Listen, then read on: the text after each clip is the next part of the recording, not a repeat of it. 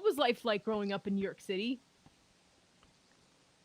New York City. Well, it was cold, uh, cold in the winters and hot in the summers. That's pretty cool. I mean, we're not. I'm not actually in the city. I'm like on Nassau County, on Long Island. So I'm Right. about a half hour, 40 minutes from New York City, that everyone thinks is New York City. But Long Island life was cool. It was fun. You know, what you would, Yeah. I guess, any other neighborhood, right? For me, it was a little different. I grew up in Long Island, and then I moved to Manhattan when I was about 17, 18 or so.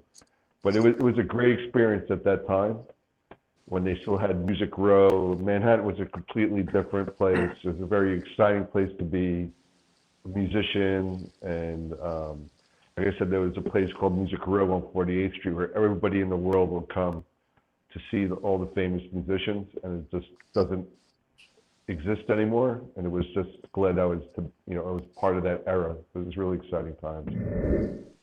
What's your favorite genre of music? Um, well, I guess my favorite would be, hard rock. Um, but I like all genres of music. But I guess my go-to is hard rock and heavy metal and stuff like that. But I'll listen to anything from the Bee Gees to Lady Gaga to Michael Jackson. I mean, a good song's a good song. So that's my take on that. Right. I'm almost the same. I'm hard rock, followed by a close second between pop and blues. I love a great pop melody, but I'm also a huge blues guy. Have you ever performed live in concert? And if so, are you looking forward to doing it when it's safe enough? Yeah, we performed live. We performed live on stage, live on TV, acoustically. The last show we did was about now last year. We did two shows for live television on Fox TV, and before the shutdowns and all that happened. And yeah, definitely looking forward to when they deem it safe again, to get back on stage and play in front of a lot of people. Yeah, and we got to get you guys down. I think when we do come out with this next, once it's safe, we're going to end up doing a really, we're gonna come out with a big bang. I think we're very excited. So you need to come down and see us. What were some of your favorite people and projects to work with? Um, well, I would say the stuff we're doing now. I got to. There's a lot of on our music now, and in theory, there's a lot of legends that are on this record. From the Muscle Shoals area, and a lot of these guys have been on multiple records from great artists, going back to Aretha Franklin.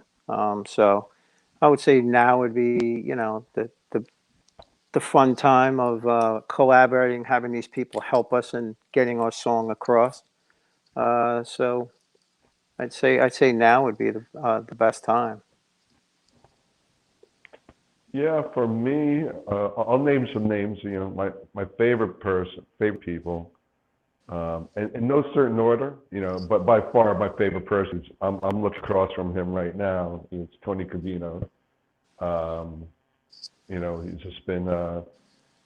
He's more than a musical partner. He's a brother. It's made the experience quite amazing. And then working with Lanisha Latimer from Stevie Wonder. Like Clayton Ivey, who's a Muscle Shoals legend, Andy Sinisi from Missing Persons, um, Justin Holder is just an amazing drummer down in Muscle Shoals. He's another guy who played on 1,000 records. David Hood, he's the original Slopper who created Aretha Franklin and Percy Sledge, played with them. Um, on this stuff. I'm talking about the recent stuff. Colin Lott, and he just recently won a Grammy um, for the Rival Sons record as the best assistant engineer. He turned out to be a biggest surprise. Great bass player. Um, I'm trying to think who else was great on this thing. You have Andy Sinisi, he's a drummer from Missing Persons, and Sebastian Bach and Frankie Valli. So all these people, and then we had some guest vocalists as well. And you know, one guy's name is Tim Cannon. He's got his voice actually represents his name, it's Cannon, and it has this really low, deep end. He was part of our choir, and I brought in what they call it a Shoal sister, and she sang over 1,000 records from Paul Simon to, you know, again, singing backup for Aretha Franklin, and now she's singing backup for Tony. So myself. So those people have been my favorite. But out of the bunch, it's the guy I'm looking across at right now, Tony.